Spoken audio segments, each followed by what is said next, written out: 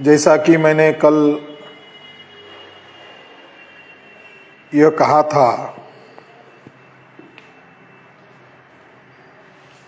कि बौद्ध प्रतीकों का इस्तेमाल करके राम की प्रतिमा तथाकथित राम मंदिर में बिठाई जा रही है और उसका शोरगुल इतने बड़े पैमाने पर किया जा रहा है जैसे कि वो कोई राष्ट्रीय समारोह। मगर जो बौद्ध प्रतीक है उन बौद्ध प्रतीकों की दिन दहाड़े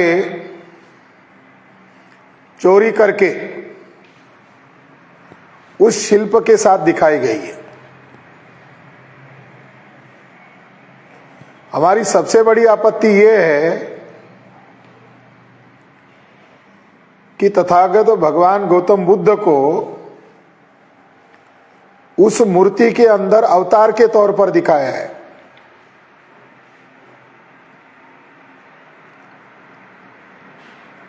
तथागत भगवान गौतम बुद्ध किसी के अवतार नहीं है और यह सरासर मिथ्या बात है।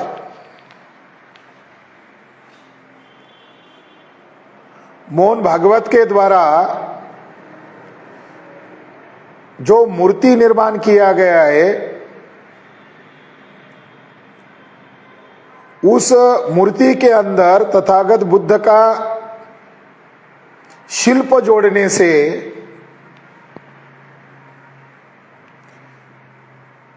क्या हासिल करना चाहते हैं? तो मोहन भागवत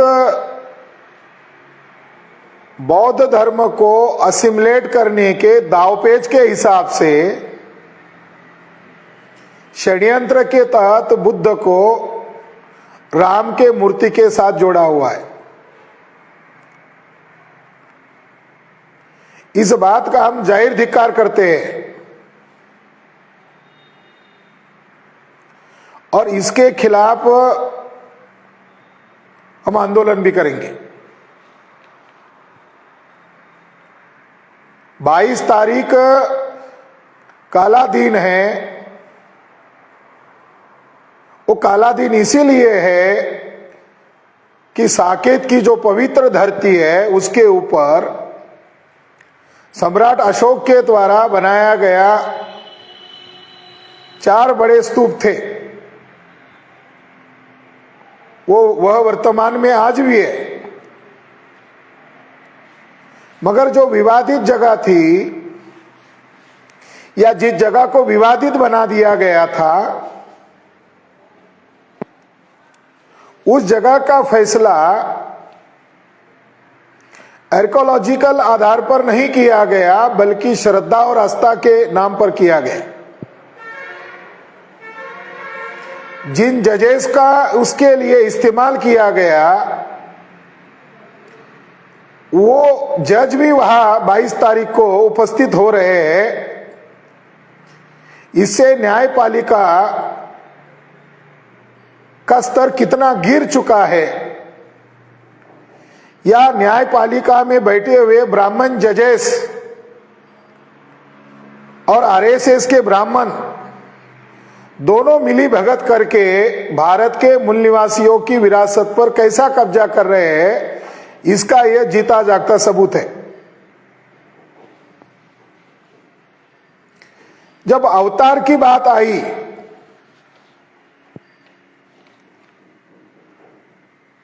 तो महाबोधि महाविहार का जब विवाद चल रहा था तो वहां का जो महंत ब्राह्मण था उसने भी यह दावा किया था कि बुद्ध को हम विष्णु का अवतार मानते हैं।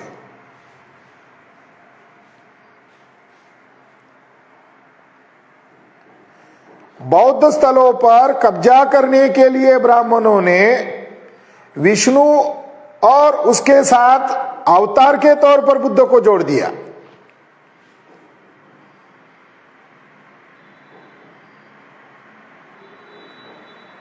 साकेत यह बुद्ध भूमि है और उसके ऊपर आक्रांता विदेशी ब्राह्मणों के द्वारा कब्जा किया गया है आधुनिक भारत में।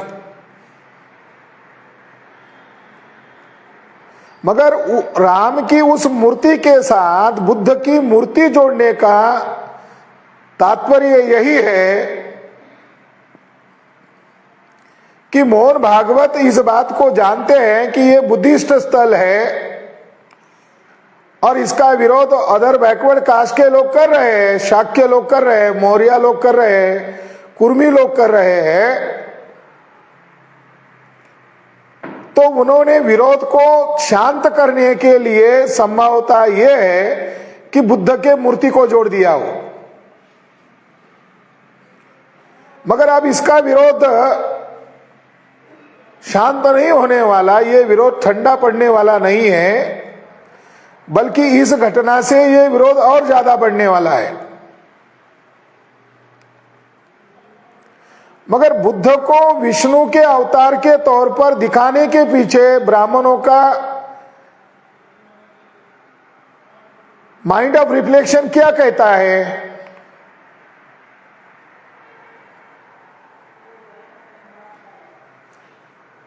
अबू फजल एक मंत्री थे अकबर के जमाने में, और अबू फजल ने अकबरनामा लिखा है। उसके अंदर अबू फजल ने इस बात का जिक्र किया है कि ब्राह्मण लोग बुद्ध को विष्णु का अवतार क्यों मानते हैं। तो उन्होंने, अबू फजल ने यह लिखा हुआ है कि मुझे बुद्ध धर्म के बारे में जानकारी है और मैंने अरबी साहित्य में इसके बारे में पढ़ा हुआ है, और अधिक विस्तृत से जानकारी जानने की जिज्ञासा से मैं शहंशाह अकबर के साथ जब वे कश्मीर के दौरे पर थे तो मैं उनके साथ निकल पड़ा, क्योंकि मुझे यह जानकारी पता चली थी कि कश्मीर में बौद्ध धर्म अभी भी है। यानी अकबर के समय में बौद्ध धर्म जम्मू कश्मीर में अस्तित्व में था, आज भी है। लेह लद्दाख उसका उदाहरण है। तो मैं उनके साथ कश्मीर के दौरे पर गया और वहां पर मैंने बहुत बुद्धिस्ट लोगों से मिला, मगर मुझे वहां कोई विद्वान भिक्खु नहीं मिला, सर्वसाधारण लोग ही मिले। मगर मुझे जो बुद्ध धर्म के बारे में मैंने जो अरबी साहित्य में पढ़ा था उसकी जानकारी नहीं मिल पाई, इसलिए मैंने वहां के पंडित ब्राह्मणों से बौद्ध धर्म के बारे में चर्चा की। तो वहां के बौद्ध धर्म के बारे में ब्राह्मणों ने अबू फजल को यह कहा कि बुद्ध को हम जानते हैं, मगर बुद्ध विष्णु का अवतार है इस रूप में हम जानते हैं। तो अबू फजल ने कश्मीर के ब्राह्मणों को यह पूछा, अगर आप बुद्ध को अवतार के तौर पर जानते हैं तो फिर आप लोग खुलेआम बुद्ध की पूजा क्यों नहीं करते हो?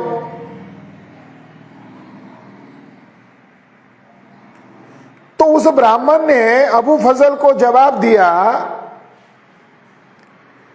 कि एक समय में हमने बुद्ध को माना था, अब हमें बुद्ध की पूजा करने की कोई जरूरत अभी हमें महसूस नहीं होती है। एक समय हमने उसको अवतार के तौर पर माना था।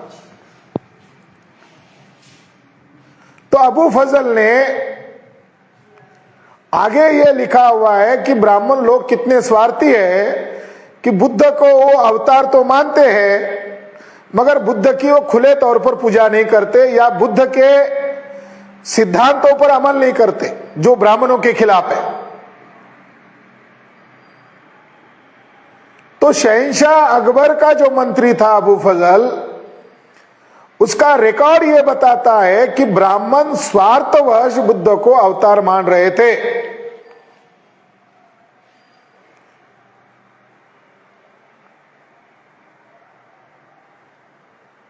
आज मोहन भागवत ने उस तथाकथित मूर्ति के साथ बुद्ध की मूर्ति को भी अवतार की सूची में जोड़कर एक बड़े विवाद को जन्म दिया है। और मोहन भागवत ने ऐसा करके ब्राह्मणों के खिलाफ भी एक बड़े माहौल को पैदा किया है।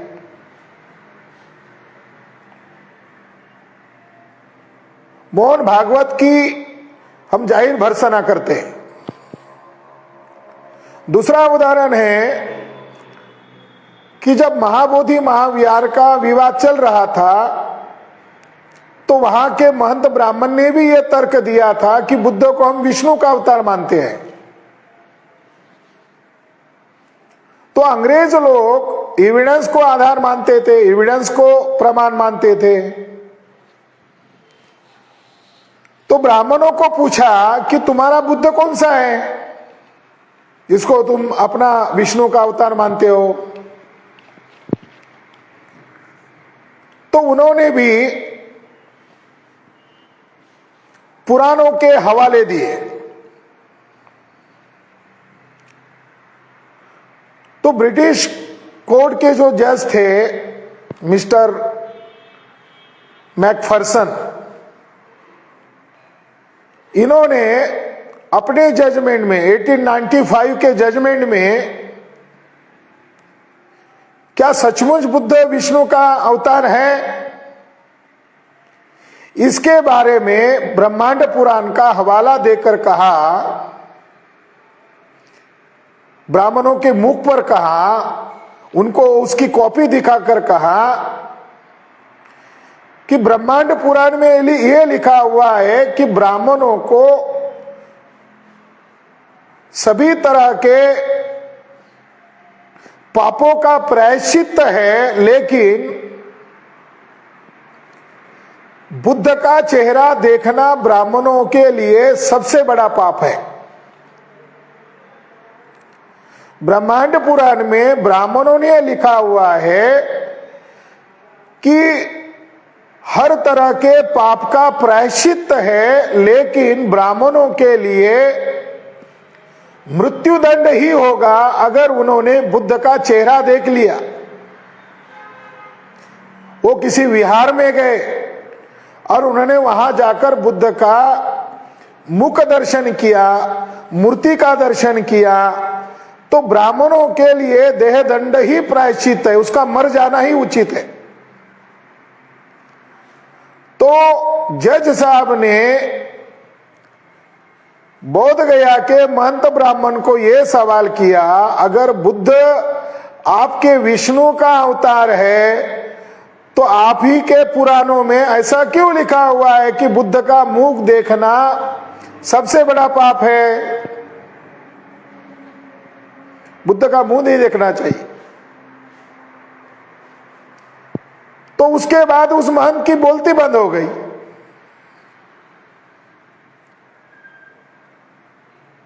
तो बुद्ध विष्णु का अवतार नहीं है, ऐसा फैसला महाबोधि महाविहार के जजमेंट के दरमियान फैसला दिया गया। मगर उस फैसले के साथ ये बात सामने आई कि आखिरकार ब्राह्मणों ने बौद्ध विहारों पर कब्जा क्यों किया। तो उस जजमेंट में यह लिखा गया है कि मूल बौद्ध धर्मीय लोगों को ब्राह्मणों ने गुलाम बनाने के लिए बौद्धों के विहारों पर ब्राह्मणों ने कब्जा किया है।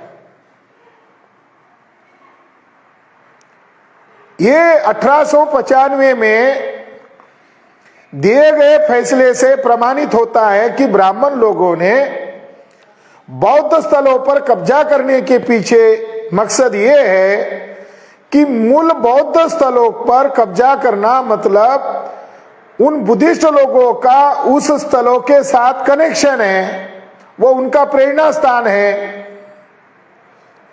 तो ब्राह्मण लोगों ने उन स्थलों पर कब्जा इसीलिए किया ताकि मूल बुद्धिस्ट लोगों को ब्राह्मणों की व्यवस्था में गुलाम बनाया जाए।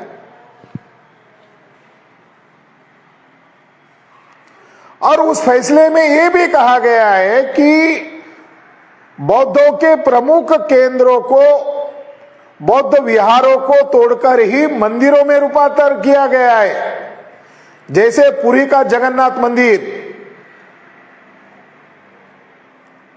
तो ऑन रिकॉर्ड जो ऐतिहासिक फैसला हुआ 1895 का, वो एक फैसला है। और 2019 को उन तथाकथित 5 जजों ने जो फैसला दिया, अगर इन दोनों का कंपेयर करें तो ये जो 5 जजेस है उसमें एक खास बात है कि उसमें एक मुस्लिम जज है, 4 ब्राह्मण जज है। ये 5 के 5 जजेस मोहन भागवत के आरएसएस के इशारे पर वो 2019 का फैसला दिया। कोई एविडेंस या कोई पुरातात्विक प्रमाण इसको आधार बनाकर फैसला नहीं दिया। और वो जजेस 22 तारीख को वहां जा रहे हैं, वर्तमान सर न्यायाधीश भी वहां जा रहे हैं। तो ये इस बात का सबूत है कि ये जजेस ब्राह्मण राज को स्थापित करने के लिए आरएसएस के षड्यंत्र में शामिल थे।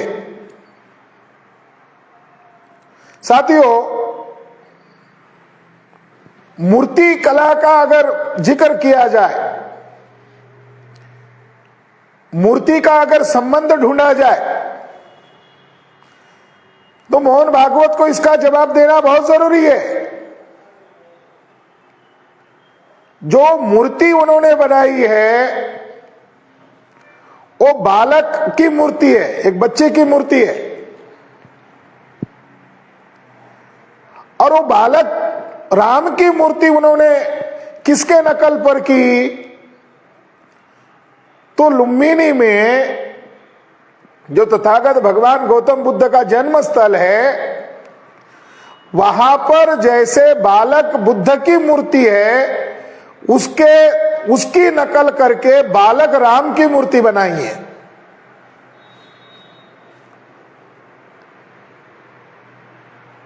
बड़ी आश्चर्य की बात है। मगर इसके पीछे ब्राह्मण क्या सिद्ध करना चाहते हैं?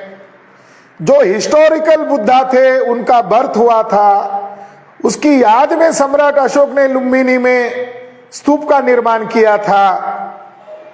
तो बुद्धा हिस्टोरिकल है, लेकिन जो राम है, वाल्मीकि का राम जो है वो काल्पनिक राम है। और काल्पनिक राम को धरती पर पैदा हुआ है यह दिखाने के लिए ब्राह्मणों ने न्यायपालिका का इस्तेमाल किया। यानी भारत की न्यायपालिका पर सबसे बड़ा कलंक अगर कुछ है, जो चीज वास्तव में पैदा नहीं हुई है। वाल्मीकि का राम जो है, जो ग्रंथ में लिखा गया राम है, उसका वास्तविक जन्म कहां पर हुआ? तो जज महोदय ने लिख दिया, श्रद्धा और आस्था के आधार पर राम का जन्म मस्जिद के अंदर हुआ। बड़े गजब के जज हैं। इनको जज कैसे कहा जा सकता है? इन्होंने केवल भारतीय लोक प्रजा के आंख में मिट्टी झोंकने का काम नहीं किया, बल्कि दुनिया के सामने मिसाल के तौर पर प्रस्तुत हो गए कि भारत की न्यायपालिका बिकाऊ है।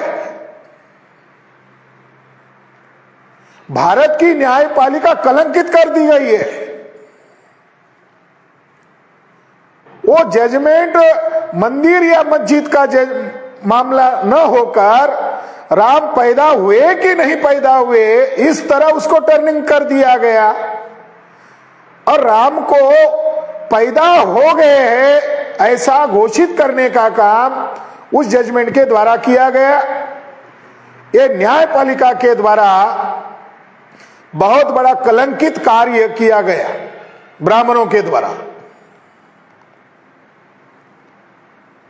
जो बुद्ध का, बालक बुद्ध का जो शिल्प है उसकी नकल करके बालक राम की मूर्ति बनाई गई। अब मूर्ति का मामला कहां तक सही होता है? ब्राह्मणों के धर्म ग्रंथ में, ऋग्वेद में मूर्ति बनाना पाप माना गया है। ब्राह्मणों के धर्म ग्रंथ में आक्रांता विदेशी ब्राह्मण लोग जब आए होंगे तो उनके मेमोरीज में यहां के मूल निवासियों का कल्चर था। तो ब्राह्मणों के धर्म ग्रंथ में देवताओं की मूर्ति बनाना या मूर्ति का निर्माण करना पाप माना गया है। जब ब्राह्मणों के प्राचीन धर्म ग्रंथ में मूर्ति बनाना पाप माना गया है तो मोहन भागवत ने राम की मूर्ति क्यों बनाई? सवाल खड़ा होता है।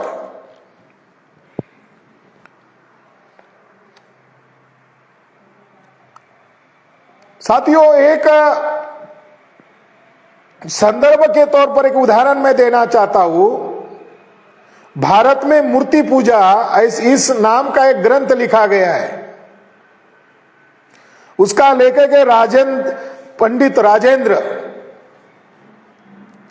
और पृष्ठ क्रमांक 17 पर ये स्वामी दयानंद सरस्वती के शिष्य है, अलीगढ़ उत्तर प्रदेश के निवासी थे। इन्होंने जो किताब लिखी है उसके भारत में मूर्ति पूजा ये नाम की किताब है। पृष्ठ क्रमांक 17 पर उन्होंने लिखा, मूर्ति शब्द वैदिक नहीं है। एक पंडित बोल रहे, एक ब्राह्मण बोल रहे, मूर्ति शब्द वैदिक नहीं है अपितु लौकिक है, और जहां तक इस शब्द का संबंध है चारों वेदों में कहीं भी प्रयुक्त नहीं हुआ। यानी उत्तर प्रदेश के ब्राह्मण का उदाहरण देकर बता रहा हूं, और वो ब्राह्मण दावे से बोल रहा है कि मूर्ति पूजा वेद में अमान्य है।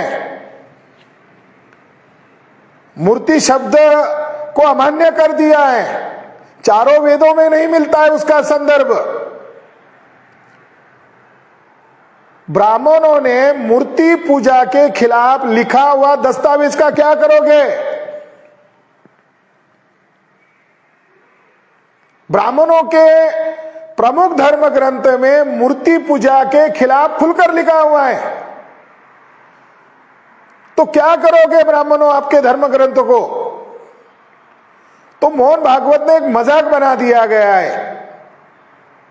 जो राम मंदिर का वो निर्माण कर रहे हैं और उसका प्रोपेगेंडा जिस ढंग से कर रहे हैं, उस प्रोपेगेंडे से ब्राह्मण धर्म एक्सपोज होगा दुनिया के सामने,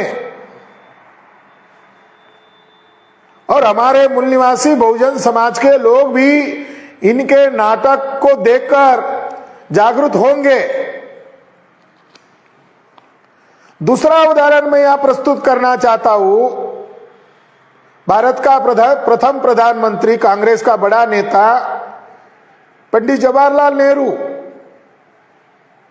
पंडित जवाहरलाल नेहरू ने डिस्कवरी ऑफ इंडिया नामक किताब लिखी है। यह किताब भारत के तमाम लोगों को मालूम है, खासकर कि सारे ब्राह्मणों को तो मालूम ही है। डिस्कवरी ऑफ इंडिया में पेज नंबर 172 पर पंडित जवाहरलाल नेहरू खुले तौर पर कहते हैं कि बौद्धों ने ही मूर्तियां बनाई। बुद्ध और बोधिसत्व का बुद्ध और बोधिसत्व की मूर्तियां बौद्धों ने बनाई। बोधिसत्व बुद्ध के अवतार माने जाने लगे। पीछे से स्वयं बुद्ध की मूर्तियां निर्माण होने लगी। हिंदू धर्म के कुछ संप्रदाय ने भी उनका अनुसरण किया, उसका अनुकरण किया, किंतु वैदिक धर्म निरंतर इस प्रभाव से मुक्त रहा। नेहरू जी दो शब्द का प्रयोग कर रहे हैं। नेहरू जी कह रहे हैं कि हिंदू धर्म के कुछ संप्रदाय ने बौद्धों के मूर्ति का अनुसरण किया, किंतु वैदिक धर्म निरंतर इस प्रभाव से मुक्त रहा। फारसी तथा उर्दू भाषा में प्रतिमा को, मूर्ति को बुत शब्द कहते हैं और बुत शब्द बुद्ध का ही रूपांतर है या बुद्ध का ही बिगड़ा हुआ रूप है।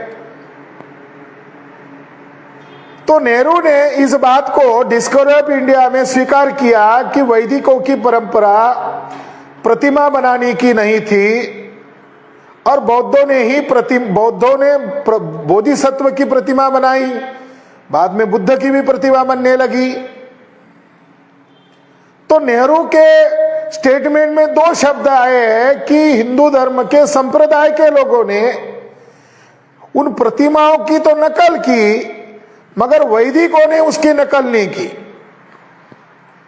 जो भी है, नेहरू अपने आप को बड़े विद्वान ब्राह्मण मानते थे और ब्राह्मण लोग भी उनको मानते, तो उनकी बात को तो माने कि वैदिक ब्राह्मण प्रतिमा नहीं बनाते थे।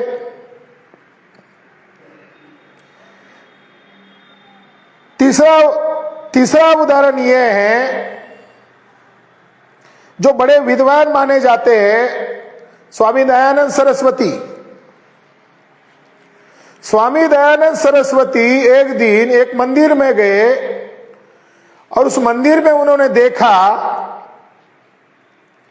कि वहां शिवालय में शिव का मंदिर था, वहां शिवलिंग का पिंड था और वहां पर एक चूहा, जो वहां पर जो खाद्यान्न रखे थे, वहां पर पिंड के सामने जो चीजें रखी थी, वो चूहा उस पिंड पर चढ़कर खा रहा है। तो स्वामी दयानंद सरस्वती को बड़ा आश्चर्य लगा कि भगवान अस्तित्व में है, भगवान ने सृष्टि का निर्माण किया हुआ है और भगवान सबको चला रहा है, तो उसके ऊपर ये चूहा आकर दौड़ रहा है, लेट रहा है, उसको वो क्यों नहीं हटा रहा है? तो स्वामी दयानंद सरस्वती का भी ये कहना है कि मूर्ति बनाना वैदिकों की परंपरा में नहीं आता है। चौथा उदाहरण मैं यहां प्रस्तुत करना चाहता हूं। स्वामी के बाद राजा मोहन राय, जिसने ब्रह्मो समाज की स्थापना किया था। राजा मोहन राय ने अपने आत्मकथा में इस बात का जिक्र किया है। उनके शब्दों में अगर कहा जाए तो वो कहते हैं कि मैंने अपने समस्त विवादों में ब्राह्मण धर्म का विरोध नहीं किया, अपितु उसके विपरीत यह सिद्ध करने का प्रयास किया कि ब्राह्मण धर्म की मूर्ति पूजा उनके पूर्वजों, प्राचीन धर्म ग्रंथ एवं उन प्रमाणों के विपरीत है जिन्हें वे अपने लिए मान्य और आदरणीय समझते हैं। ब्राह्मण समाज के प्रमुख जो है राजा मोहन राय का भी यह कहना है कि वैदिकों की परंपरा नहीं है मूर्ति पूजा। तो उन्होंने स्पष्ट तौर पर कहा कि ब्राह्मण धर्म की परंपरा नहीं है, वैदिकों की या ब्राह्मण धर्म की परंपरा मूर्ति पूजा की नहीं है या मूर्ति बनाने की नहीं है। यही मैंने युक्तिवाद किया है, मैंने विवाद का पक्ष यही लिया है। जिन बातों का ब्राह्मण धर्म में त्याज्य किया है, जिन बातों को नकारा है, उन बातों का ब्राह्मण लोग अनुसरण क्यों कर रहे हैं?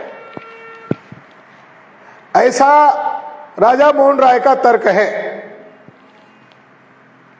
तो इस आधार पर मूर्ति का प्रचलन वैदिक धर्म में नहीं है, फिर आखिरकार ब्राह्मण लोग मूर्तियों के समर्थन में क्यों खड़े हो रहे हैं?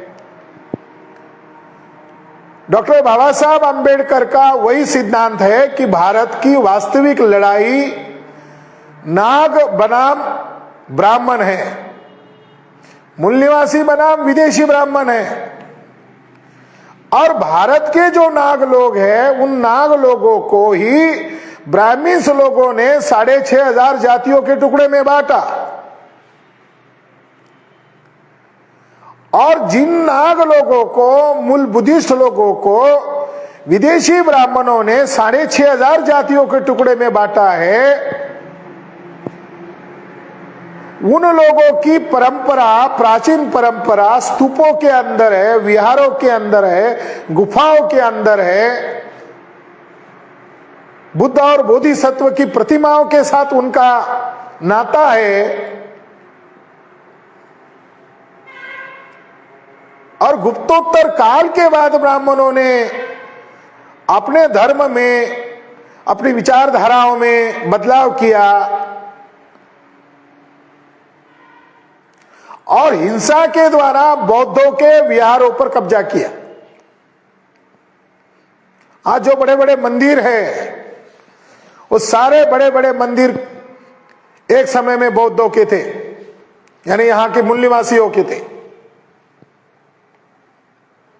ब्राह्मणों ने मंदिरों पर कब्जा किया, उसको अनाचार का अड्डा बनाया।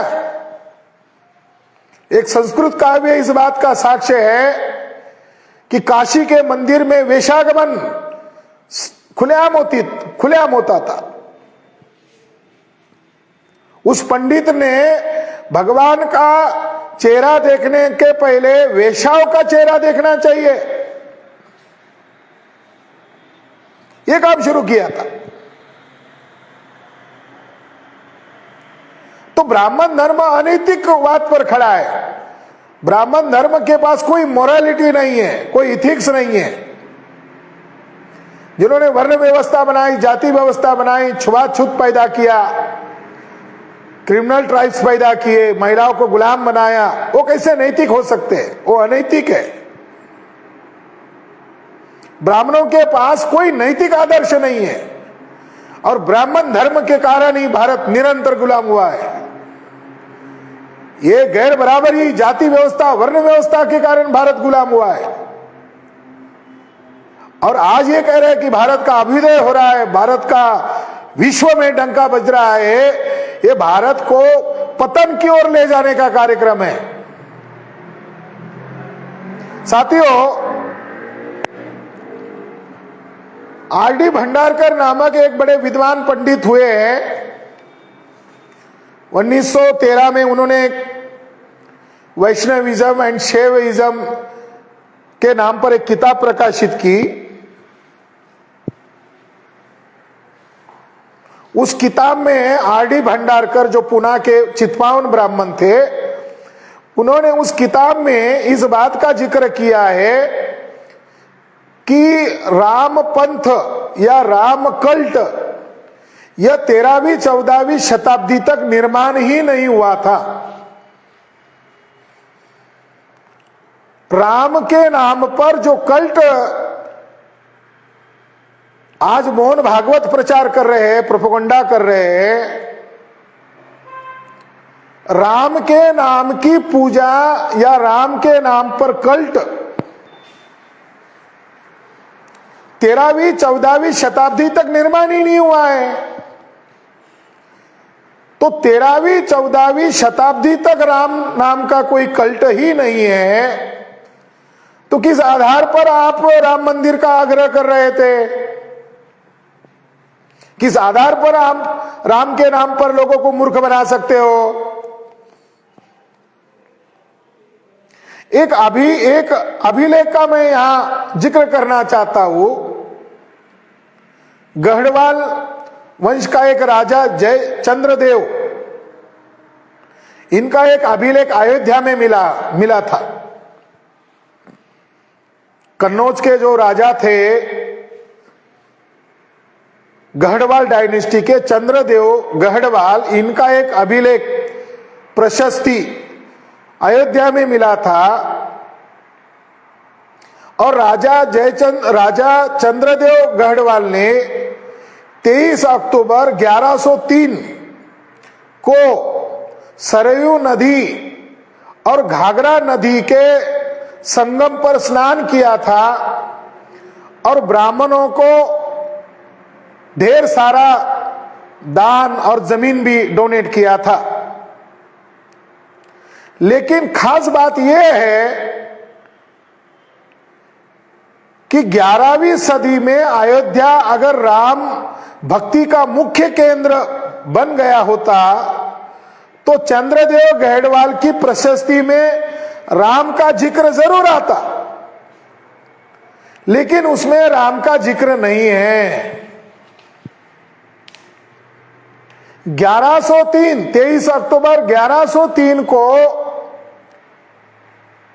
गढ़वाल डायनेस्टी का चंद्रदेव नामक राजा का जो प्रशस्ति मिला है, जो अभिलेख मिला है, उसने सरयू और घाघरा नदी के संगम पर जो स्नान किया है और ब्राह्मणों को दान दक्षिणा दिया है, उसका जिक्र करने वाला एक अभिलेख वहां अयोध्या में मिला।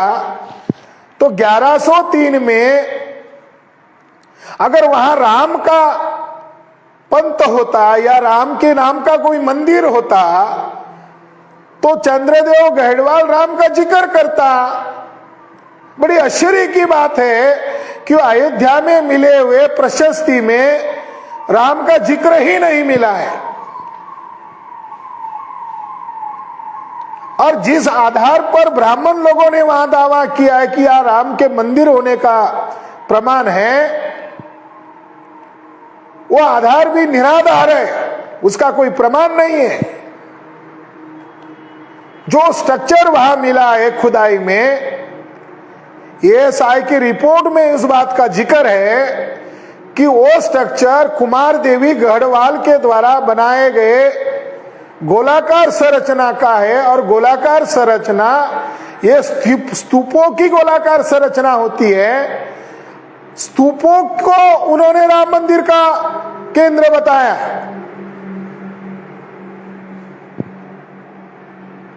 और उससे भी बड़ी आश्चर्य की बात है कि 2003 में जो एक्सकेवेशन रिपोर्ट हुआ, उस रिपोर्ट को अभी तक सार्वजनिक नहीं किया गया है। इस आधार पर हम ये कहते हैं कि न्यायपालिका को ब्राह्मणों ने अपने स्वार्थ के लिए इस्तेमाल किया, उसी तरह आर्कियोलॉजिकल सर्वे ऑफ इंडिया को भी ब्राह्मणों ने अपने स्वार्थ के लिए इस्तेमाल किया। आज भी उसका इस्तेमाल कर रहे हैं। न्यायपालिका निष्पक्ष होनी चाहिए। न्यायपालिका अगर निष्पक्ष रहेगी तो भारत में लोकतंत्र का दबदबा रहेगा, लोकतंत्र का ढांचा मजबूत रहेगा। मगर लोकतंत्र के ढांचे को गिराने के लिए न्यायपालिका का इस्तेमाल किया जा रहा है और न्यायपालिका के ऊपर 100% विदेशी ब्राह्मणों का कब्जा है। न्यायपालिका बेलगाम इसीलिए हो गई है क्योंकि न्यायपालिका के ऊपर एससी एसटी ओबीसी के लोगों का रिप्रेजेंटेशन नहीं है, बल्कि केवल मात्र एक जाति का नियंत्रण है। और एक जाति का नियंत्रण होने की वजह से ये जजमेंट आरएसएस के फेवर में करने में ब्राह्मण लोग सफल हुए। इसलिए साथियों, जो कलंक करने का, देश का द्रोह करने का काम न्यायपालिका के द्वारा किया गया, वही देशद्रोह का कार्य आर्कियोलॉजिकल सर्वे ऑफ इंडिया कर रहा है। आर्कियोलॉजिकल सर्वे ऑफ इंडिया आज क्या कर रहा है? जो काल्पनिक बात है उसको मान्यता देने के लिए आरएसएस बीजेपी के समर्थन में खड़े होकर काम कर रहे हैं।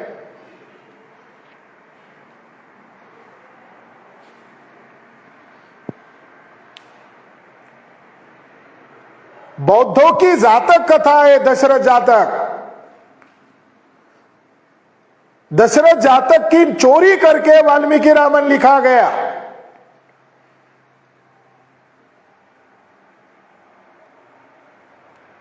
अगर रामायण महाभारत बहुत प्रसिद्ध होता तो त्रिपिटक में उसका जिक्र आता। त्रिपिटक में कहीं पर भी रामायण का जिक्र नहीं है। महाभारत का जिक्र नहीं है। अशोक राजा के अभिलेखों में कहीं ना कहीं जिक्र आता कि रामायण महाभारत है, तो अशोक राजा के अभिलेखों में जिक्र आता। त्रिपिटक में रामायण महाभारत का जिक्र नहीं है। सम्राट अशोक के अभिलेखों में रामायण का जिक्र नहीं है।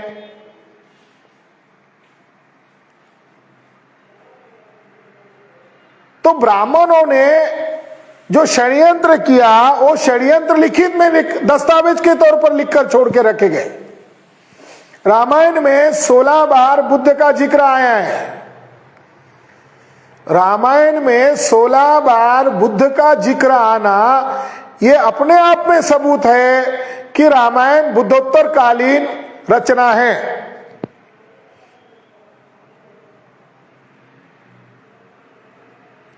वाल्मीकि रामायण एक काल्पनिक काव्य है।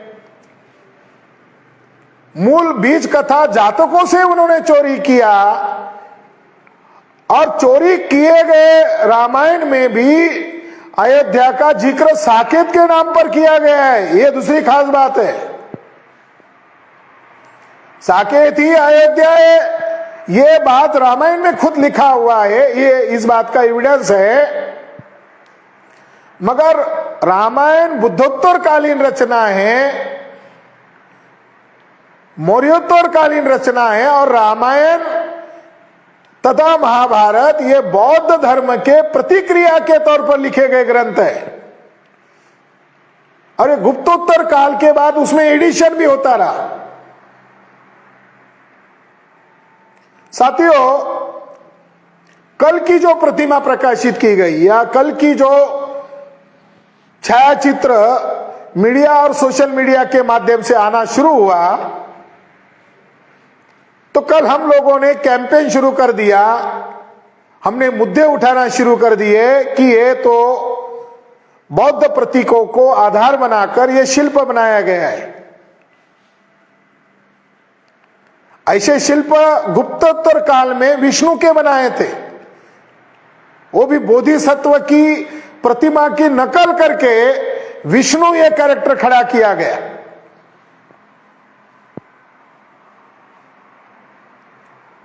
विष्णु शब्द कहां से पैदा हुआ? कोलकाता के एक बड़े आर्कियोलॉजिस्ट है, बड़े इंडोलॉजिस्ट है, उनका नलिनीक्ष दत्त महोदय का कहना है कि बुद्ध के ऊपरी हिस्सा जो घुंघराले बाल का है उसको उष्णिशा कहते हैं। उष्णिशा शब्द से विष्णु बनाया गया है। जो बुद्ध के 32 लक्षण माने जाते हैं उसमें से एक लक्षण को उष्णिश या उष्णिशा कहते हैं, उससे विष्णु शब्द बना है।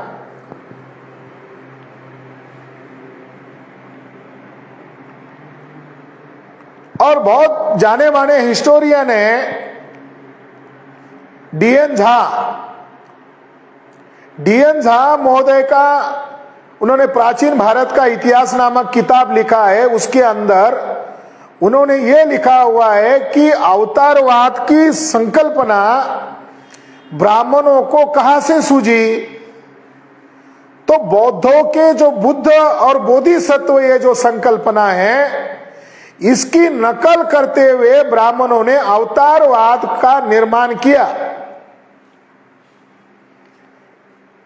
बौद्धों की संकल्पनाएं नैतिक आधार पर खड़ी है।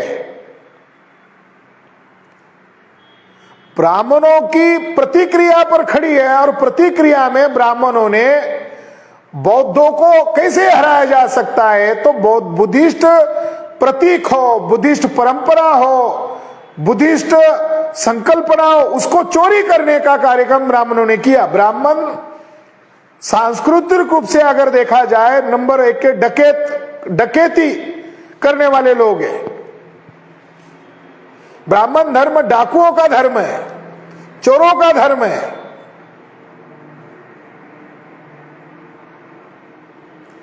बुद्ध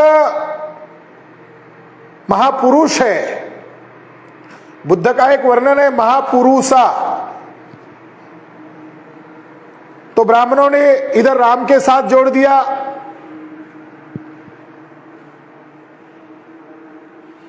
राम के साथ एक वचन जोड़ दिया, एक वचनी, उसको भी महापुरुष घोषित कर दिया। इधर बुद्ध को बौद्ध साहित्य में धर्मराजा कहा है, तो महाभारत में ब्राह्मणों ने एक कैरेक्टर को धर्मराजा घोषित कर दिया। बुद्ध चक्रवर्ती है, पाली में कहा चक्रवर्तीन, तो ब्राह्मणों ने अशोक भी चक्रवर्ती राजा है, बुद्ध धम्म राजा है, बुद्ध चक्रवर्ती है, तो चक्र का संबंध वाला व्यक्ति आया, तो ब्राह्मणों ने कृष्ण को चक्रवर्ती दिखाया।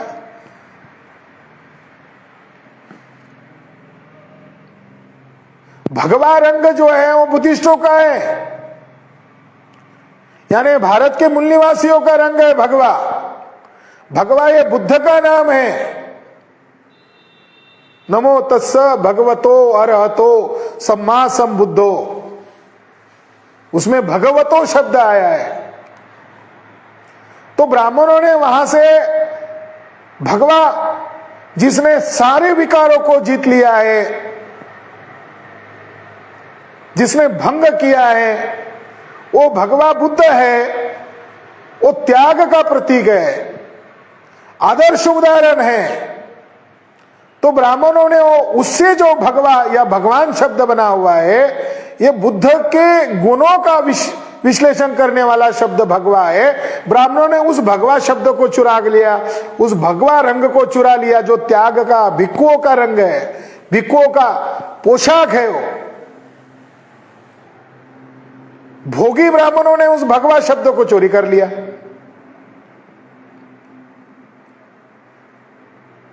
आरएसएस ये रेशियल ऑर्गेनाइजेशन है, मगर उसमें जो संघ शब्द है, ये संघ शब्द भी भिक्षु संघ से जुड़ा हुआ शब्द है। ब्राह्मणों के धर्म ग्रंथ में संघ शब्द का है। ब्राह्मण लोग तो जंगली लोग हैं। गाय को काटना, यज्ञ के नाम पर गाय को काटना, सामूहिक तौर पर काटना, शराब पीना, गाय का मांस खाना, इससे उनके धर्म ग्रंथ तो भरे पड़े हुए। मौज मस्ती करना, दुराचारी कृत्य करना, इसी को उन्होंने धर्म कहा है। ब्राह्मणों के धर्म ग्रंथ में संघ शब्द का है। संघ शब्द ये बुद्धिस्ट लोगों का शब्द है, मूल निवासी लोगों का शब्द है। तो संघ शब्द भी इन्होंने चुराया।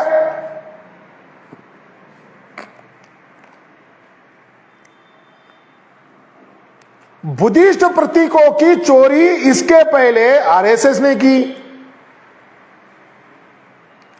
अब जो लोग बुद्धिस्ट संकल्पनाओं को हैजैक करके, चोरी करके, एसिमुलेट करके समाज में प्रस्तुत कर रहे थे, उन्होंने जो विष्णु की प्रतिमा गुप्तोत्तर काल में बनाई गई थी, वो भी बोधिसत्व की नकल करके बनाई गई थी। वहां से विष्णु को साइड कर दिया और उसकी जगह पर राम को खड़ा कर दिया।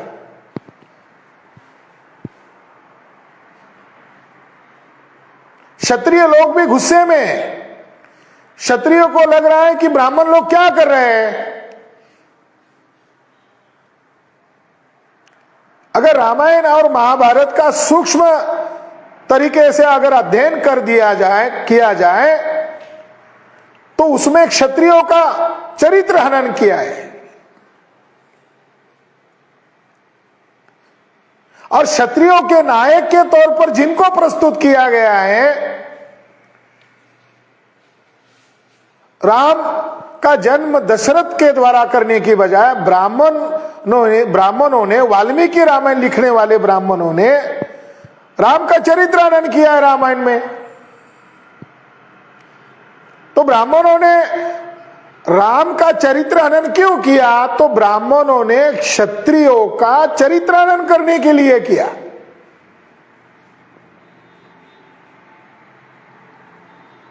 महाभारत में जो क्षत्रियों का, 5 पांडवों का चरित्र हनन किया है, उनको उनके पिता का पुत्र भी दिखाने की बजाय अलग अलग 5 पुरुषों से पैदा किए गए क्षत्रिय दिखाए हैं।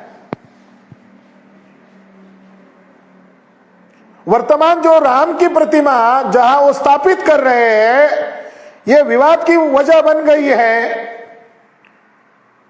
और वो विवाद की वजह क्यों बन गई है कि क्षत्रिय लोगों का नरसंहार करने का जो काल्पनिक पात्र है, उस काल्पनिक पात्र को उस मूर्ति के साथ स्थापित किया गया है। परशुराम का भी एक शिल्प उसके साथ जुड़ा हुआ है। इस आधार पर यह कहा जा सकता है कि 22 तारीख से एक नए विवाद को जन्म कर दिया है मोहन भागवत ने, और ये इतना बड़ा विकराल रूप धारण करेगा आने वाले समय में कि इससे ब्राह्मणों के लिए खतरा हो सकता है। और ये पाप, ये जो जघन्य अपराध जो है, ये मोहन भागवत ने किया है। क्षत्रिय लोग कैसे मानेंगे? उस राम को कैसे मानेंगे जिसके साथ परशुराम खड़ा है? क्षत्रिय के लिए अभी समस्या खड़ी हो गई है, संकट खड़ा हो गया है कि ब्राह्मणों ने क्षत्रियों का यूज तो कर दिया, राम को दिखाकर, राम की बातें बताकर, महाभारत की बातें बताकर, मगर महाभारत के 3 अध्याय में धरती परशुराम को कहती है कि इन असुर क्षत्रियों को महाभारत में असुर कहा है और इन क्षत्रियों के बोझ तले में दब गई हो, इनका सर्वनाश कर दे। और धरती के कहने पर परशुराम क्षत्रियों को 21 बार मार डालता है, नरसंहार करता है। ये काल्पनिक बातें हैं, मगर उन काल्पनिक बातों का प्रचार जिन ग्रंथों के द्वारा किया जा रहा था, वही बातें अब शिल्पों के माध्यम से उस तथाकथित मंदिर में स्थापित किया जाना, एक क्षत्रियों का, समस्त क्षत्रियों का चरित्र हनन करने का, बदनाम करने का बहुत बड़ा दावपेच बनाकर मोहन भागवत ने किया गया षड्यंत्र है। जैसे बैकवर्ड कास्ट के लोग इस मंदिर का, इस प्राण प्रतिष्ठा का विरोध कर रहे हैं, उसी तरह क्षत्रिय लोग भी कल से और आने वाले समय में संगठित रूप से इसका विरोध कर सकते हैं, क्योंकि क्षत्रिय लोग परशुराम को अपना आदर्श नहीं मान सकते। उस प्रतिमा में ब्राह्मण्स लोगों ने उस प्रतिमा में स्वस्तिक का इस्तेमाल किया है, ओम शब्द का इस्तेमाल किया है, पद्म या कमल का इस्तेमाल किया है और चक्र का इस्तेमाल किया है।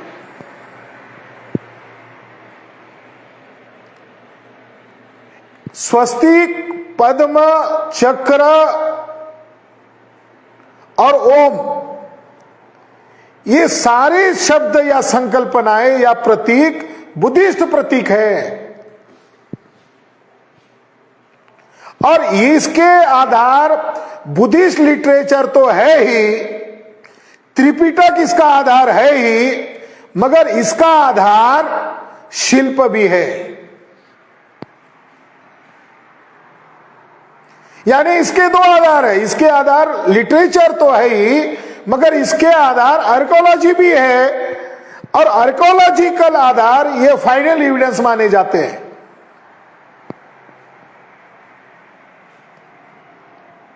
ये सारे प्रतीक जिसका उन्होंने उस प्रतिमा के साथ जोड़कर दिखाया है, ये प्रतीक ब्राह्मणों के हैं। इसके लिए उनके पास कोई आधार है, लिटरेचर का आधार है, प्राचीन लिटरेचर का आधार है, या उनके पास कोई पुरातात्विक आधार है? ब्राह्मणों के पास इसके लिए कोई भी पुरातात्विक आधार नहीं है जो उसको सिद्ध कर सके। साथियों, बुद्ध को सूरज के तौर पर माना गया है, उसके सेंटर में सूर्य दिखाया गया है। सर 1922 में जब हड़प्पा मोहेंजोदड़ो की खोज की गई और सर जॉन मार्शल के द्वारा उसका उत्खनन किया गया, तो उन्होंने जो रिपोर्ट प्रकाशित किया गया, उस रिपोर्ट में एक आश्चर्य बताया है कि कितने आश्चर्य की बात है कि जो मौर्य शिल्पकलाओं में, बुद्धिस्ट शिल्पकलाओं में जो बातें हमें दिखाई देती है, वही बातें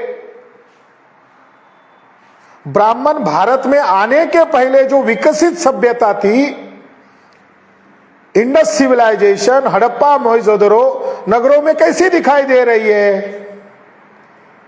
तो हड़प्पा और मोहेंजोदड़ो सभ्यता में स्वस्तिक सिंबल दिखाई देता है, और ये स्वस्तिक सिंबल बाद में बुद्धिज्म के प्रतीकों में आपको दिखाई देता है। बौद्ध धर्म में स्वस्तिक का संदर्भ सूरज के साथ है, सूर्य का प्रतीक है, आर्य अष्टांगिक मार्ग का प्रतीक है। और बौद्ध राष्ट्र में बुद्ध के प्रतिमा के ऊपर छाती पर स्वस्तिक दिखाया जाता है।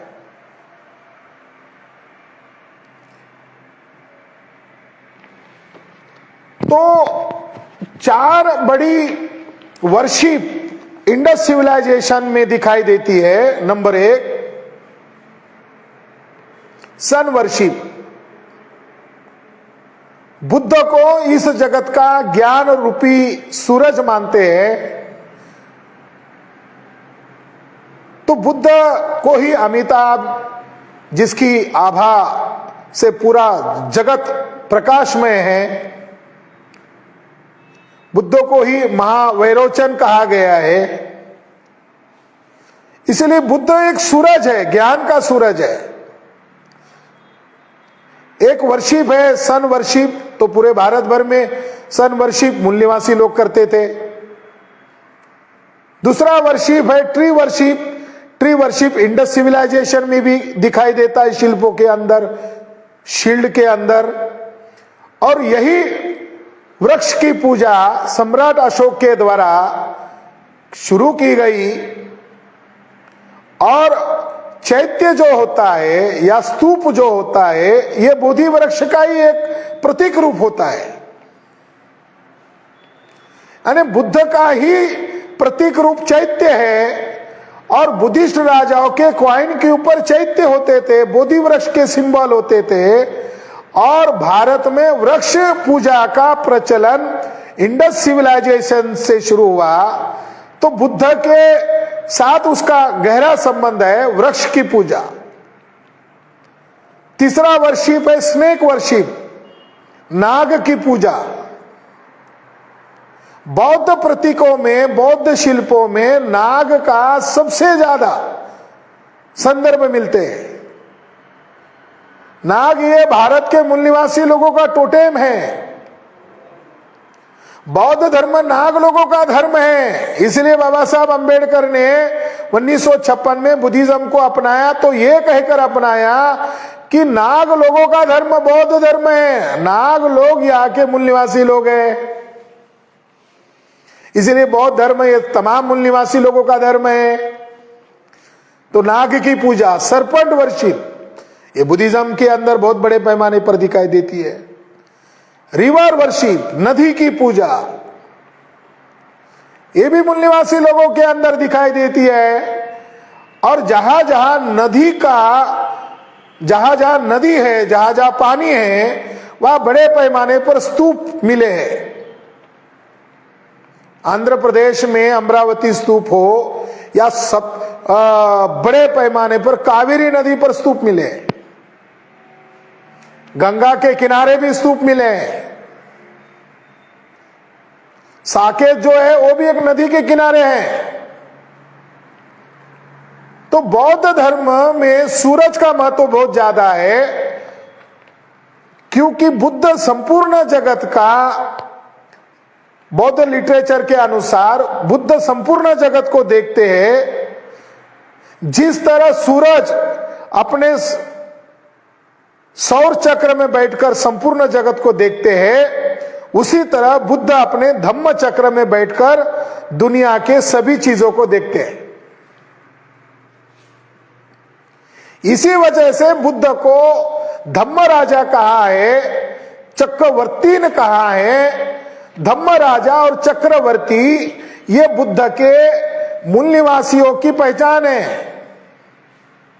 चक्रवर्ती और धम्म राजा ये ब्राह्मणों के प्राचीन लिटरेचर में नहीं मिलते, ये केवल त्रिपिटक में मिलते हैं, बुद्धिस्ट लिटरेचर में मिलते हैं। तो बुद्ध को सूरज ही माना है बुद्धिस्ट लिटरेचर में, और शिल्पों के अंदर भी बुद्ध को सूरज की तौर पर दिखाया है। और वज्रयान बौद्ध धर्म में बुद्ध को सूर्य कहा जाता है, और सर्वोच्च तथागत को महासूर्य अर्थात महावैरोचन कहा जाता है। इस आधार पर भी सिद्ध होता है कि सूरज की प्रतिमा का इस्तेमाल बुद्धिस्ट लोगों ने किया, और आज मोहन भागवत डकैती डालकर उस सूरज प्रतिमा का इस्तेमाल गुमराह करने के लिए कर रहे हैं। सूर्य के बाद कमल का संबंध क्या है बौद्ध साहित्य में? सूर्य को जो स्तूप संरचना होती है, स्तूप संरचना को सूर्य के रूप में प्रस्तुत किया जाता है। सूर्य जिस तरह विश्व का केंद्र बिंदु है और मेरु पर्वत पर स्थिर रहता है, उसी तरह स्तूप विश्व का केंद्र है और मेरु पर्वत पर स्थित समझा जाता है। और बुद्धिस्टों का मेरु पर्वत कहाँ है? महाबोधि वृक्ष है, जहां पर बुद्ध ने ज्ञान प्राप्त किया। सूर्य के साथ कमल का क्या संबंध है? सूर्य को कमल पुष्प के रूप में दिखाया जाता है। उसके केंद्र को रथ चक्र के नाभि के समान समझते हैं, और उसे जो सुकावती स्वर्ग है, त्रायंत्रिस जो स्वर्ग है, उसका प्रवेश द्वार समझा जाता है। इसलिए वह आकाश और धरती को जोड़ने वाला एक बिंदु होता है।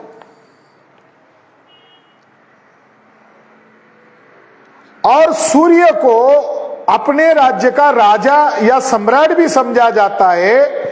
इसलिए बौद्ध परंपरा में वैश्विक धम्म का व्यक्ति के रूप में धम्म राजा बुद्ध को सूर्य के रूप में दिखाया जाता है, और उसका प्रतीक चक्रवर्तीन राजा होता है। इस आधार पर बुद्ध को चक्रवर्तीन सम्राट या चक्रवर्तीन धम्म राजा कहा जाता है। और जब बुद्ध का सिद्धार्थ का जन्म होता है, तो असित मुनि के द्वारा बुद्ध की 32 लक्षणों को देखकर उसी ने घोषणा किया था कि ये चक्रवर्ती ने, यानी चक्रवर्ती ने ये जो शब्द है, धम्म राजा ये जो शब्द है, इसका संदर्भ आपको पाली साहित्य में जगह जगह मिलता है। साथ ही साथ सेला सूक्त में भी धम्म राजा का जिक्र है। बुद्ध को धम्म राजा कहा गया है, चक्रवर्ती कहा गया है। साथियों, चक्र का और कमल का एक दूसरे के साथ संबंध है।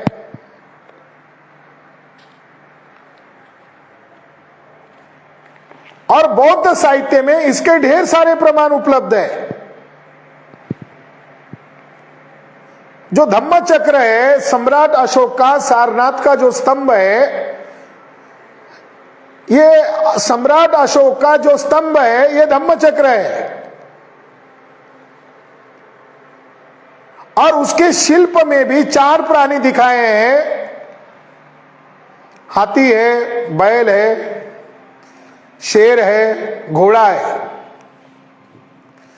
और ये चक्र में क्लॉकवाइज घूम रहे हैं, घड़ी की जो उल्टी दिशा है उसकी तरह घूम रहे हैं। और स्तूप के अंदर भी इसी दिशा में परिक्रमा करते हैं, जिसको प्रदक्षिणा कहते हैं। और हर स्तूप के पास ऐसा प्रदक्षिणा पथ होता है, स्तूप के अंदर प्रदक्षिणा पथ होता है। इसकी नकल हर मंदिर में की जाती है। जो बौद्धों का प्रदक्षिणा पथ क्लॉकवाइज है, उसी को मंदिर में गर्भगृह में भी ऐसे ही प्रदक्षिणा करते हैं। यानी वर्तमान मंदिरों के अंदर बौद्ध परंपरा ही चल रही है, ये इसका प्रमाण है। सम्राट अशोक के सारनाथ स्तंभ पर सिंह की मूर्ति है और सिंह की मूर्ति कमल के ऊपर बैठी हुई है।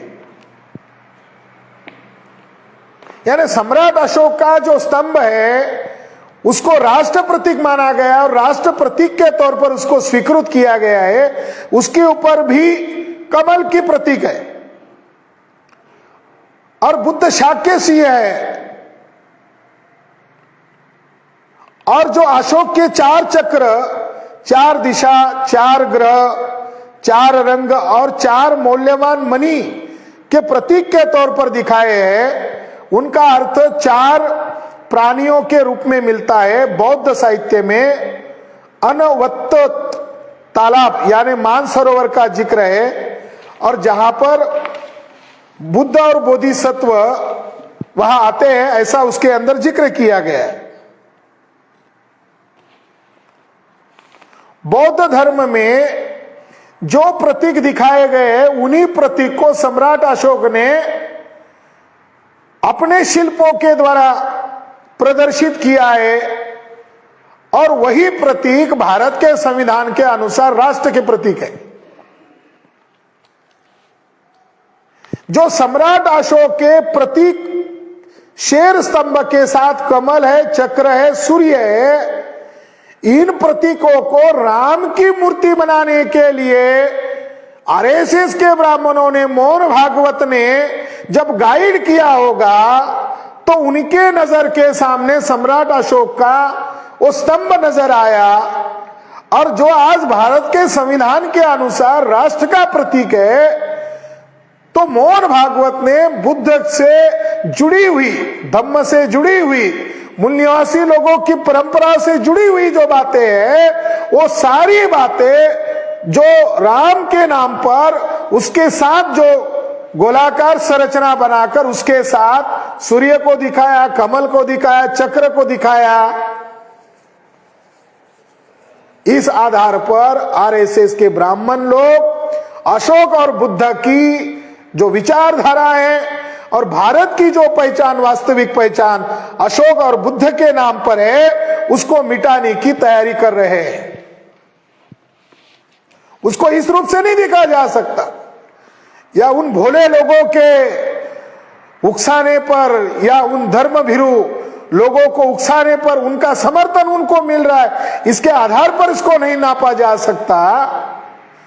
बल्कि ब्राह्मीण लोग अशोका की कल्चर को, जो राष्ट्र का प्रतीक है, उनको विकृत करने का काम कर रहे हैं। आपको याद होगा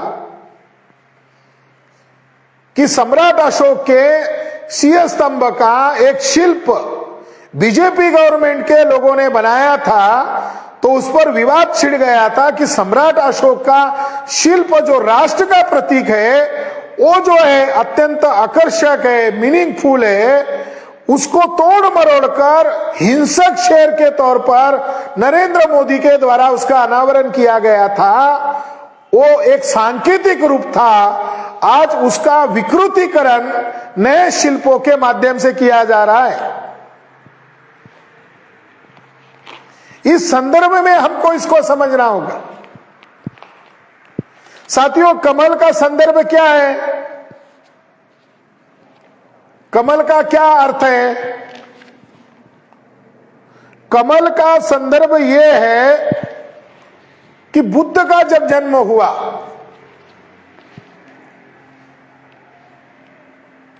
तो बुद्ध के संबंध में पाली लिटरेचर में सिद्धार्थ का जब जन्म हुआ तो सिद्धार्थ तो 7 कदम चले। जहां पर वो 7 कदम चले उसके नीचे 7 कमल उगे और सिद्धार्थ सेंटर में आकर घोषित किया पूरी दुनिया को, विश्व को देखकर कि मैं अद्वितीय हूं।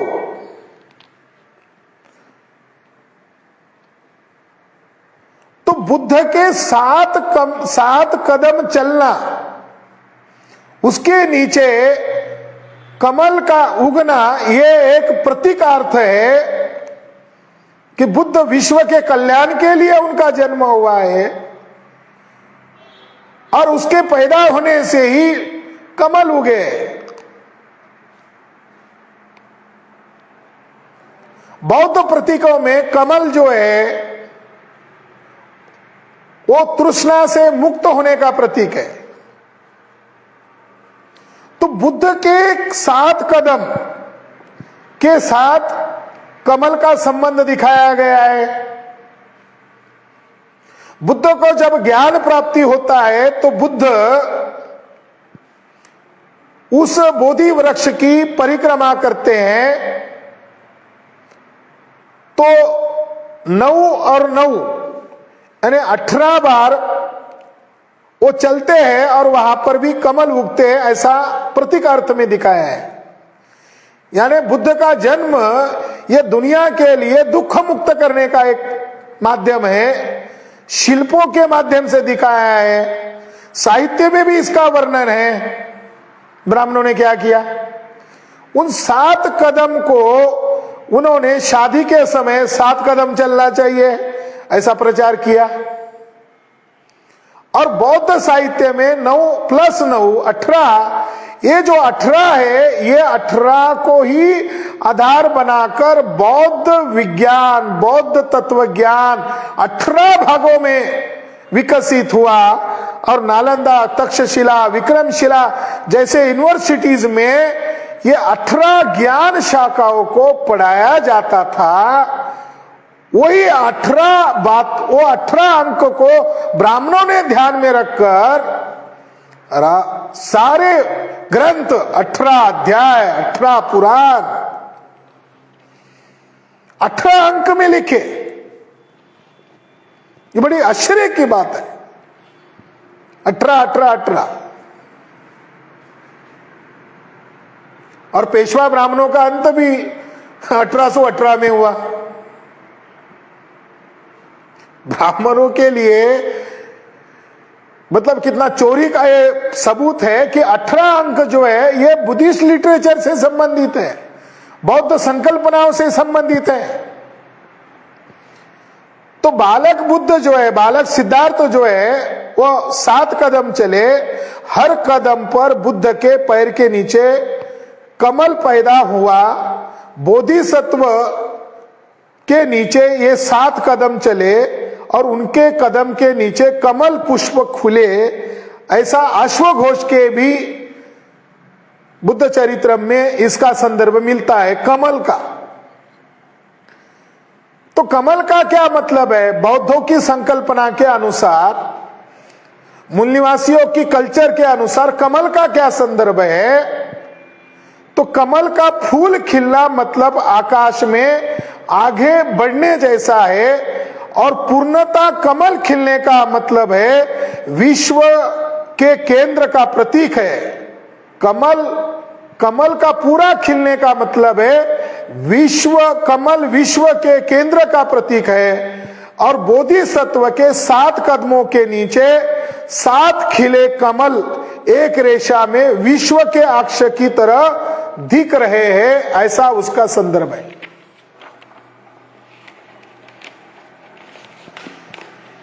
यानी बौद्ध संकल्पनाएं जो है उसको ध्यान में रखकर ब्राह्मणों ने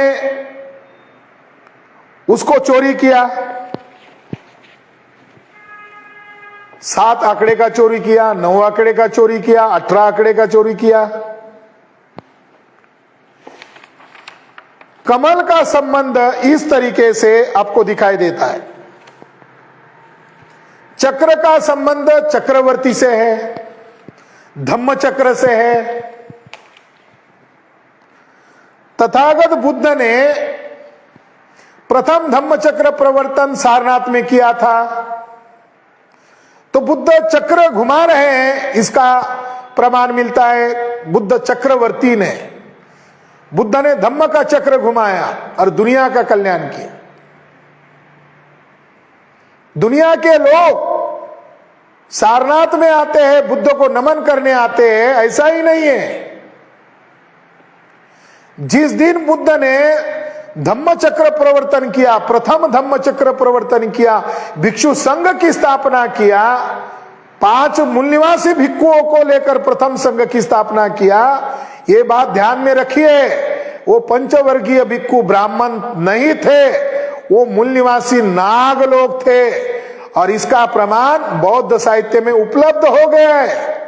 एक समय था कि संस्कृत में लिखे गए बुद्ध चरित्रम को आधार बनाकर वो पंचवर्गीय ब्राह्मण थे, ऐसा प्रचार किया जा रहा था।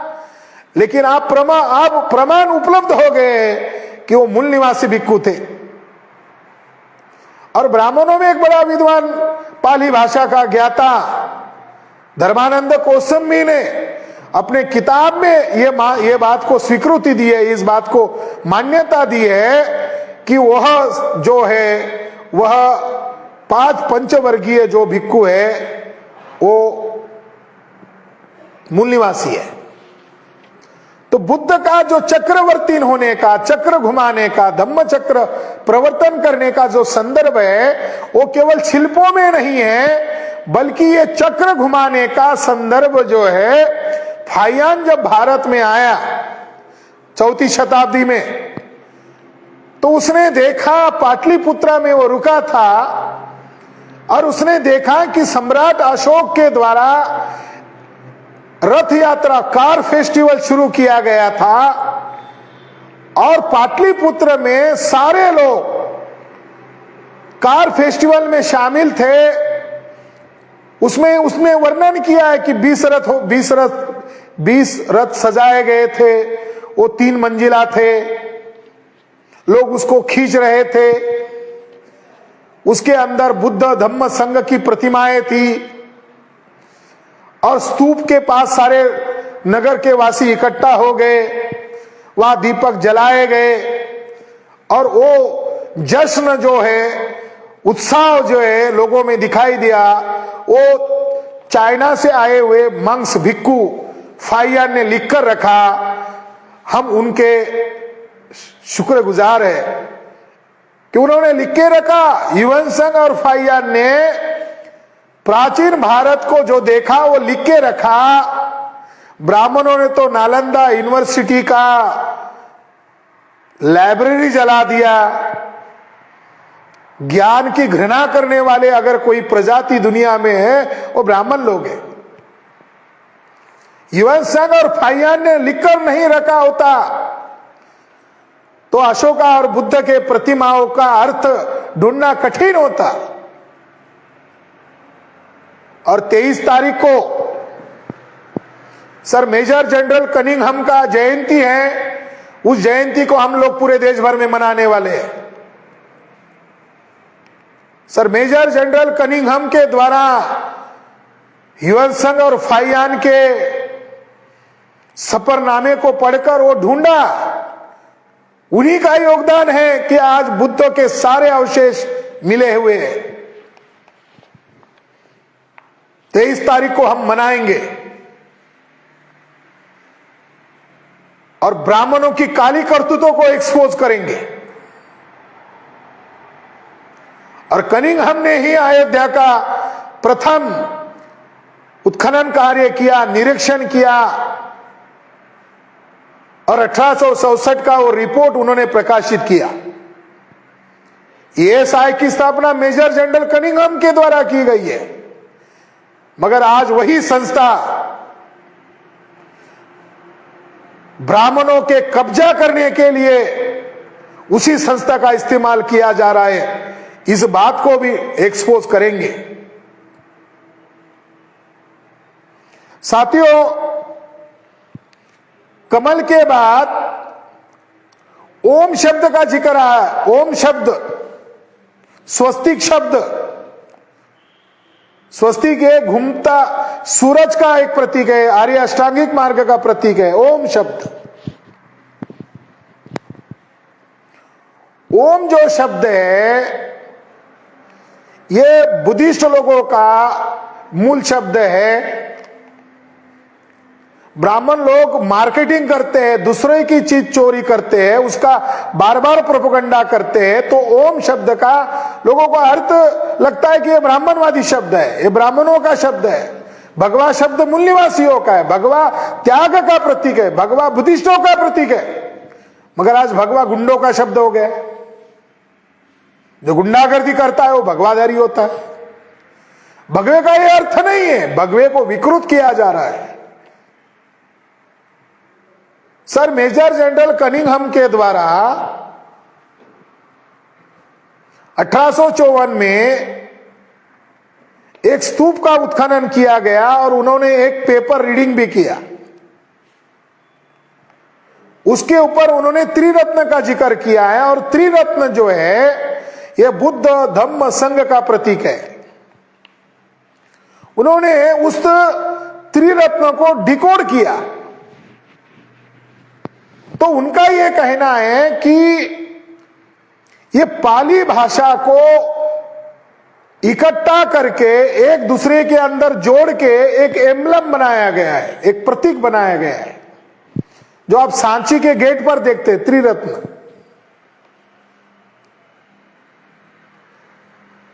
जिसको ब्राह्मणों ने बाद में त्रिशूल कहा है,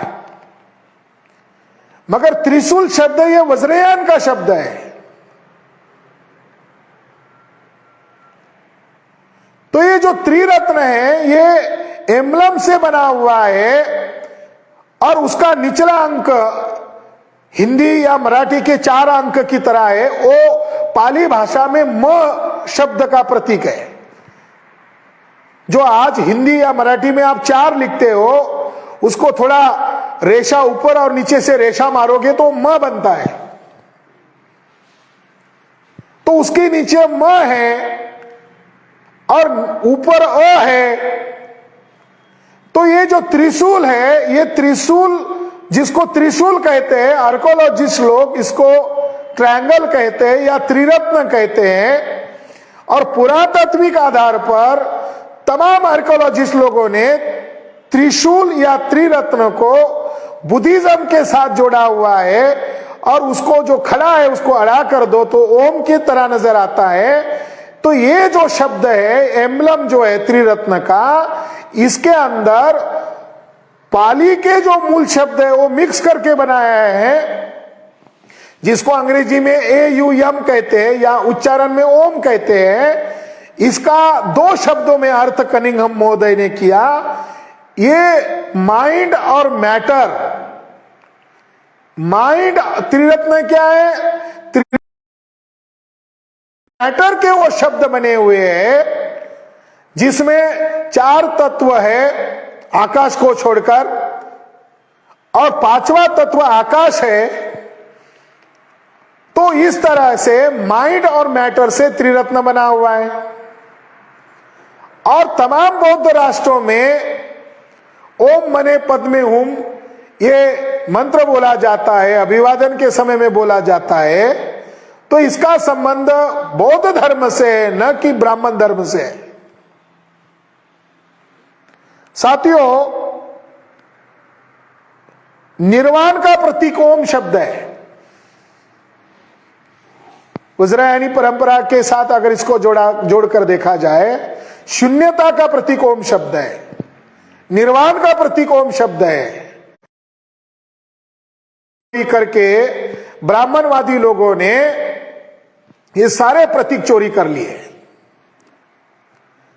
ओरिजिनल स्रोत बौद्ध धर्म का है और ओरिजिनल बौद्ध धर्म के प्रतीकों की चोरी करके ब्राह्मण लोग नए नए ढंग से मार्केटिंग कर रहे हैं। और इस मार्केटिंग का विरोध करना, इसको सही ढंग से समझना जरूरी है।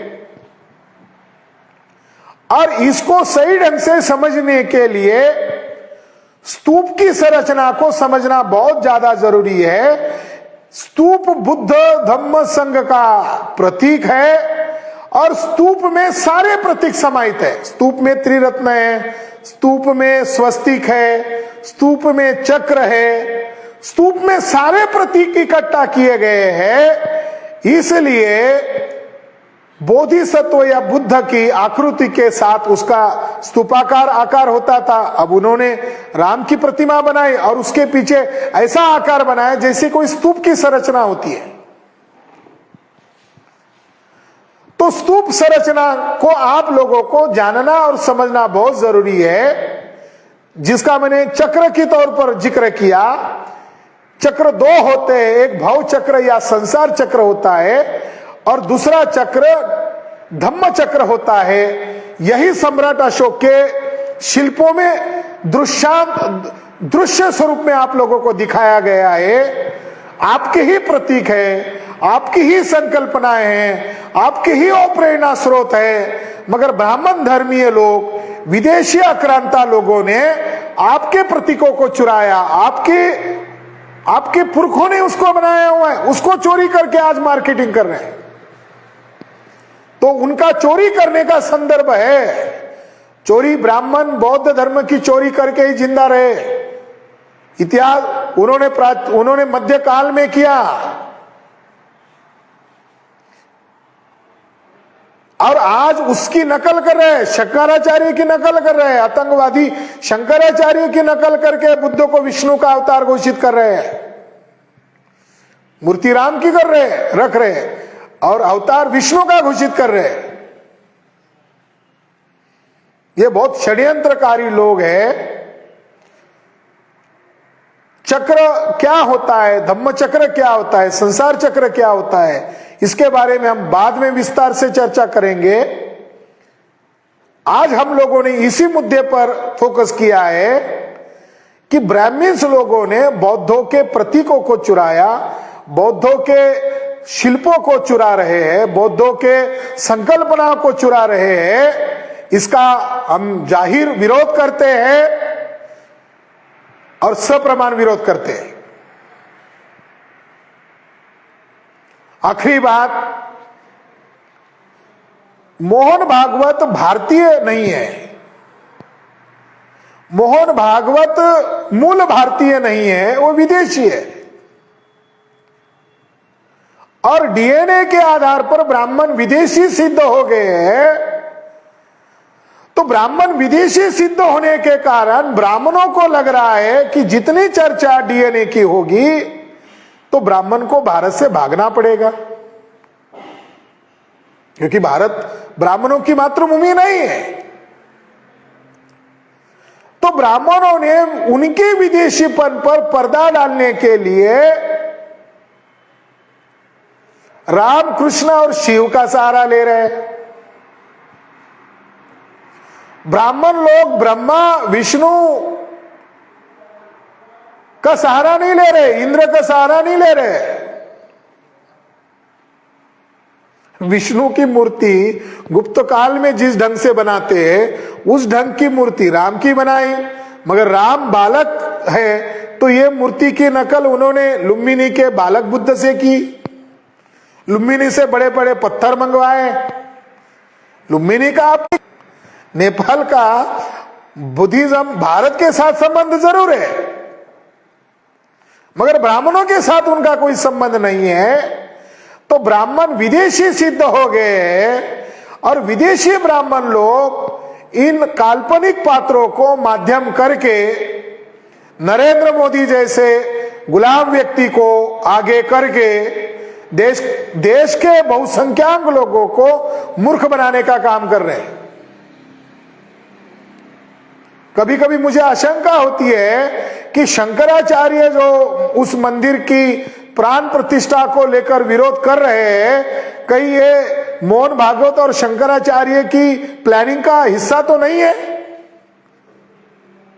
ताकि एक ग्रुप ब्राह्मण का विरोध करेगा और लोगों को लगना चाहिए कि नहीं नहीं फिर मोदी जी वहां जा रहे हैं। शायद इसीलिए शंकराचार्य विरोध कर रहे हैं। शंकराचार्य मोहन भागवत का विरोध नहीं कर रहे हैं, शंकराचार्य नरेंद्र मोदी और योगी का विरोध कर रहे हैं। असली मास्टरमाइंड तो मोहन भागवत है। सारा खेल, सारा षड्यंत्र तो मोहन भागवत कर रहा है। तो प्रतिमा शास्त्र के आधार पर ब्राह्मणों को प्रतिमा बनाने का आदेश है, नहीं बनाना चाहिए, ये उनके धर्म ग्रंथ में कहा है। इसके बावजूद वो प्रतिमा का सहारा ले रहे हैं। और जिन नायकों का ब्राह्मणों ने लिखित तौर पर चरित्रानन किया है, ये बड़ी सोचने वाली बात है, दंग करने वाली बात है कि दशरथ पुत्र राम को नहीं बताया। अगर उसका ठीक से अंडरस्टैंड करेंगे, राम का पिता दशरथ नहीं बताया रामायण में, ब्राह्मण को राम का पिता बताया है। जिन ब्राह्मणों ने राम का पिता दशरथ को दिखाने के बजाय राम को निपुत्रिक दिखाया है, वही ब्राह्मण आज राम के सहारा लेकर बैकवर्ड कास्ट के लोगों को गुमराह कर रहे हैं, क्षत्रिय लोगों को गुमराह कर रहे हैं। और भारत की जो मूल पहचान है बुद्धा और अशोका की, उसको ढकाने के लिए, उसको दबाने के लिए जो काल्पनिक पात्र पैदा नहीं हुए, उनको पैदा होने का दिखावा कर रहे हैं। और उस षड्यंत्र में न्यायपालिका स्वयं शामिल है, इसलिए वहां सरन्यायाधीश स्वयं जा रहे हैं। हम लोग सरन्यायाधीश को चिट्ठी लिखने वाले हैं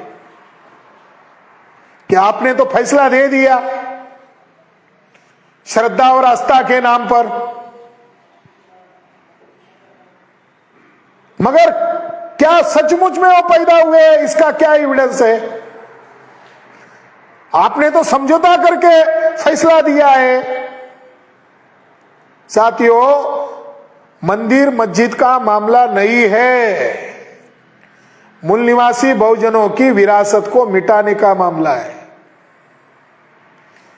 जिनका कोई अता पता नहीं है, जिनका कोई आर्कियोलॉजिकल एविडेंस नहीं है, जिनका कोई बर्थ डेट नहीं है, जिनका कोई जन्म साल नहीं है, उन लोगों को हिस्टोरिकल सिद्ध करने के लिए, पैदा हुए हैं ये सिद्ध करने के लिए आरएसएस के मोहन भागवत ने ब्राह्मण जजेस को अपने पक्ष में लिया और श्रद्धा और आस्था के नाम पर ब्राह्मण राज की स्थापना किया है। और अखबारों में विज्ञापन दिया जा रहा है कि ये राम राज के स्थापना का दिन है, 22 तारीख वर्ण व्यवस्था स्थापित करने वाला दिन है, शंभू की हत्या करने वाला दिन, यानी तमाम ओबीसी की हत्या करने वाला दिन है,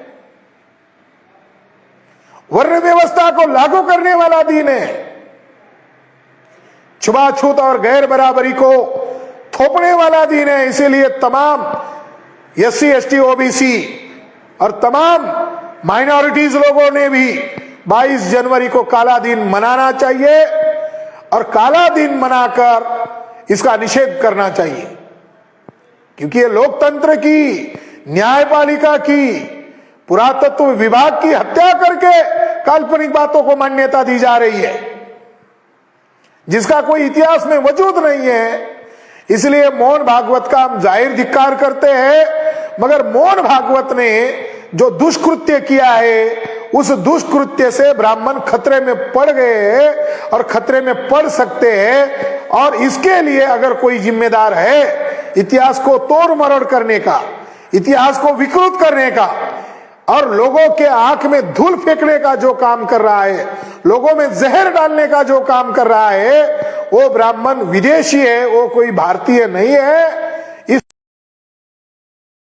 धन्यवाद। जय मूल निवासी, जय भीम, जय जोहार।